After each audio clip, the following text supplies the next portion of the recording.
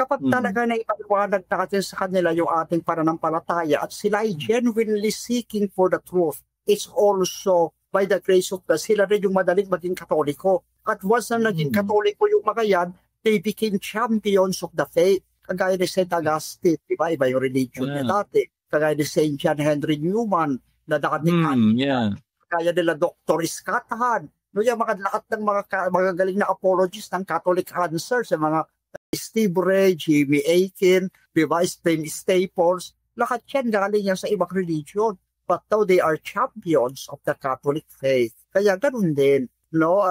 They are the most aggressive. They are also blessings to us. Tayo nakakuha ng greatest converse na nagiging mga magagaling na authors and debaters and even proclaimers of the faith. Amen. And from Patrick Carrillo de Leon, paano may papaliwanag ng maayos na ang circumcision ay pinalitan na ng baptism?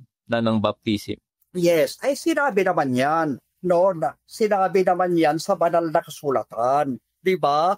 Na doon pa lang sa Acts chapter 15, doon sa Council of Jerusalem, dineclare na ni St. Peter at ni St. James na hindi, tsaka ni St. Paul at ni St. Barnabas, na hindi na kailangan pa ang circumcision to be Christian. What is important ay ang sacrament of baptism. Okay. Kaya na yung command ni Jesus pagdating doon sa Gospel of St. Mark, sa Great Gospel of St. Matthew, sa Great Commission, go out to all the world, no, and preach the good news. Whosoever believe and be baptized will be saved. Okay, so hindi na requirement ang circumcision. Tayo mga Pilipino, nagpapatuli tayo, we are circumcised for hygienic and cultural purpose, not for religious purpose.